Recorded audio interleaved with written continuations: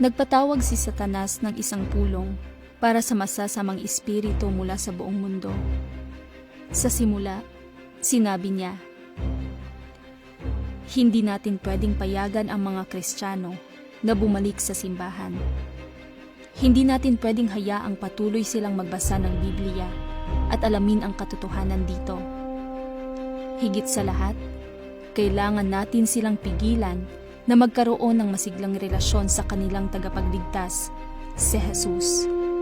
Dahil hanggat alam at iniibig nila si Jesus, lubusang mawawasak ang ating kapangyarihan.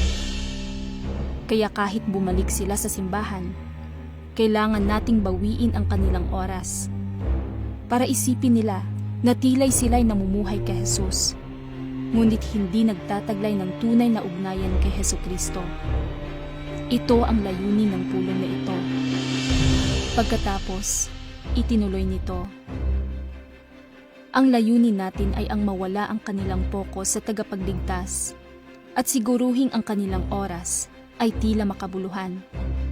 Ngunit sa totoo lang, ay mababaw na ugnayan kay Jesus. Isa sa mga masamang espiritu ay sumigaw,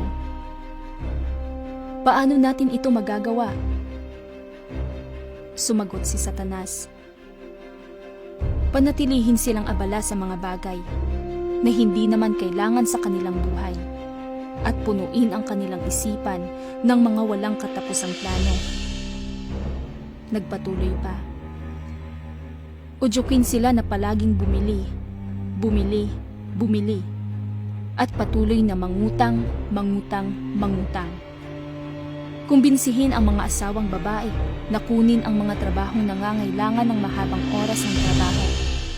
Pagtrabahuin ang mga asawang lalaki ng 7 araw kada linggo na hindi bababa sa 10 hanggang 12 oras bawat araw para lubos nilang hindi magawang maging masaya sa buhay at hindi makapaglaan ng oras para sa kanilang mga anak.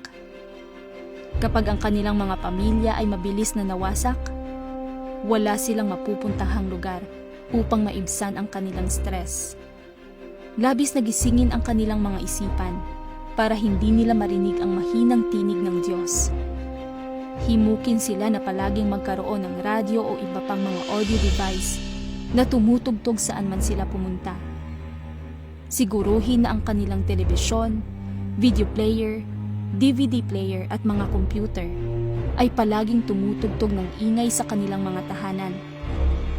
Hindi lang iyon, ngunit tiyakin na ang kanilang paligid, kabilang ang mga restaurant at tindahan, ay puno ng hindi makadiyos na musika. Ito ay haharang sa kanilang isipan at puputol ng kanilang ugnayan kay Jesus. Punuin ang kanilang mga coffee table at mesa sa trabaho ng iba pang mga magazine at pahayagan. Guluhin ang kanilang isipan sa 24 na oras na balita na nanggagaling sa iba't ibang anyo. Sakupin ang kanilang oras sa pagmamaneho ng iba't ibang uri ng mga billboard. Punuin ang kanilang mga mailbox, email accounts at mga kamay habang naglalakad ng mga walang kabuluhang flyers, news updates, discount coupons, and product samples. Patuloy na gulatin ang kanilang mga pandama hanggang sa ang mga ito ay mapagod.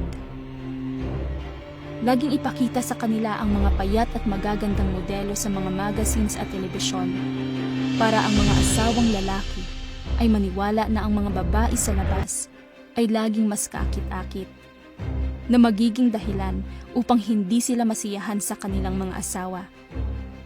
Gawing abala ang mga asawang babae upang hindi makapagbigay ng pagmamahal sa kanilang mga asawang lalaki sa gabi at magbigay ng sakit ng ulo. Kung ang mga asawa ay hindi makapagbigay ng pagmamahal na kinakailangan ng kanilang mga asawa, mabilis itong sisira sa kanilang mga pamilya. Gumawa ng karakter na tinatawag na Santa Claus upang sirain ang tamang pagtuturo ng tunay na kahulugan ng Pasko sa kanilang mga anak. Magdisenyo ng Easter eggs at kuneho tuwing Easter upang hindi nila pag-usapan ang pagtubos ni Jesus o ang kanyang tagumpay laban sa kamatayan at kasalanan. Huwag kalimutan ang kanilang libangan. Hayaan silang magsaya hanggang sa sila ay mapagod. Gawin silang labis na abala na hindi makapagpapahalaga sa kalikasan na nilikha ng Diyos. Sa halip, ibigay sa kanila ang iba pang amusement parks, sports events, mga pelikula, konsyerto, at higit sa lahat, gawin silang sobrang busy. Kapag sila'y nagtitipon-tipon na may mga kasamahan sa espiritual, hikayatin sila na makisali sa chismis at pagpuna ng iba upang mailayo nila ang kanilang mga sarili mula sa pagkakaroon ng konsensya na lubos nating kinamumuhian. Laging tandaan na gamitin ang mga bagay na tila ngunit hindi tunay na nauugnay, hindi gaanong mahalaga, at maging ang mga bagay na maaari nilang isipin na makabuluhan upang punan ang kanilang buhay, upang wala silang panahon upang hanapin ang kapangyarihan ni Jesus.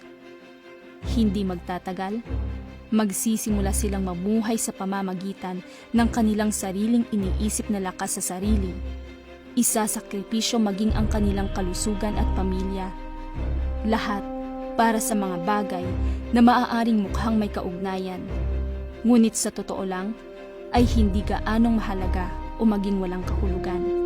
Ang planong ito ay tiyak na makakamit. Ito ay walang alinlangan na makakamit. Ito ay tila isang magagawang plano.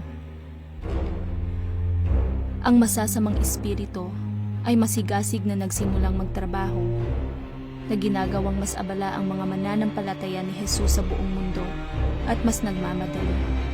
Naglalakad ng hindi alam kung ano ang kanilang ginagawa.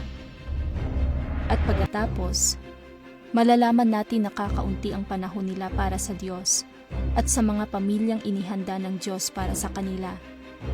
At magkakaroon ng mas kaunting oras para sabihin sa iba ang tungkol sa kapangyarihan ni Jesus na nakapagpapabago ng buhay. Ang tanong ay, talaga bang magtatagumpay ang plano ni Satanas? Ang iyong desisyon ang magpapasya sa tagumpay o kabiguan ng plano nito. Alam mo ba ang ibig sabihin ng busy? B, being. U, under. S, Satan's. Y, yoke. Being under Satan's yoke.